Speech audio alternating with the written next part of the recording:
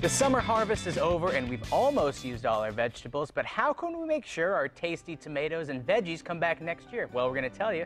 Ed Sourdiffe is a master gardener and he's here to tell us how we can save our seeds for next spring. Thank you so much for stopping by today, Ed. Good to be back. So how do we do it? Because so many people, they grow those great heirloom tomatoes and then they want to get them back next year, but it's hard.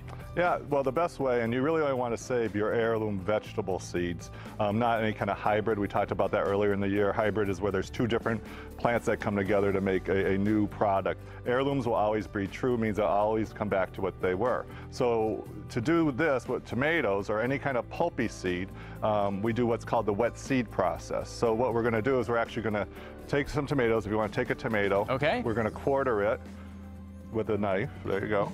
Thank you. I didn't know how we're going to quarter it. Yeah. Just quarter it like this? Yeah. All right. And if you have to do it more, you can do it more. Now you can see that inside the tomato you have the meat of the tomato and then you have the pulp that surrounds all the seeds. Okay. So what we're going to do is we're going to take a nice clear jar here and we're just going to start scooping the seeds into the jar. Oh, just by finger? Yeah. And this is a really meaty tomato, so I might have to do that again, just quarter it again. Because you're just trying to get all the seeds. Yeah, and just leaving the meat behind. And you can actually do this with tomatoes that have actually gone by a bit. Because all we're really doing, when you're going to see, when we're getting rid of the pulp and the seeds like this, is actually mimicking nature when the tomato would actually rot in the field or the vegetable or the fruit in the woods. And so you can see we'd quickly fill that up with pulp and seeds. And we get it as much as we could up, and then we would just add about 1 inch of water.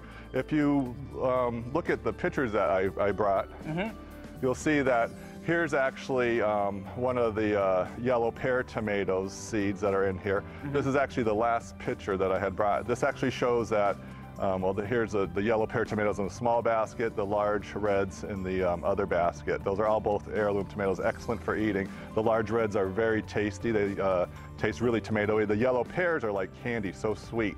And so you want to have those too in your garden. So there's a close-up of the yellow pears. You can see why they call them a yellow pear. Yeah, and they're so small too, but it's oftentimes those small tomatoes are the best ones. Yeah, and they are packed with flavor and packed with seeds. So if you can see the other pictures again, you can see there's all the seeds floating around in there. The really cool thing about this is once you fill it up with the seeds and you put about 1 inch of water in the top, it's going to start fermenting. And that's actually going to make the seeds go up and down. You can actually watch them move. Really? And when you do, and then you can see here in this picture, they're actually starting to separate out. So the good seeds sink to the bottom and any seeds that are not healthy will float at the top. And then all you do next, you would actually take the tomato water that rose to the top. This is after a few days in a warm 75 degrees temperature, just a household temperature. Let it ferment. If you open up the top of that, you have a loose cover. You would actually put a cover like this in so no fruit flies get in or anything.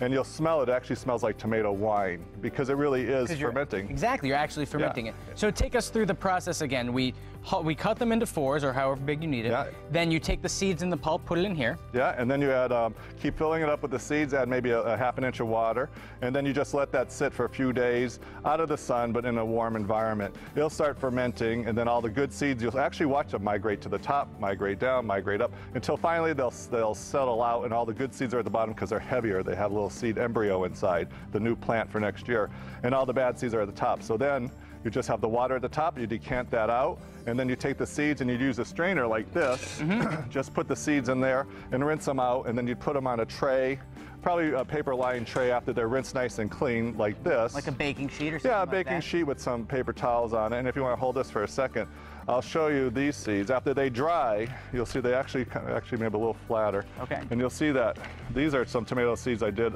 a while back. You see how nice and clean they are? They look just like the ones you'd buy at the store. Yes, they're exactly. your own tomato seeds. Yeah, and there they are, and they're ready to go, and you can actually save them from year to year. If you put them in a cool, dry place, which is how you save seeds, in a paper bag, they'll last 5 years, or if you freeze them, they can last 15 years. Well, Ed, unfortunately, we're out of time, but thank you so much for joining us today. It's always a pleasure. Thank you. And for all our segments with the Master Gardeners and for more gardening tips, you can click on Design Appeal when you visit mymassappeal.com.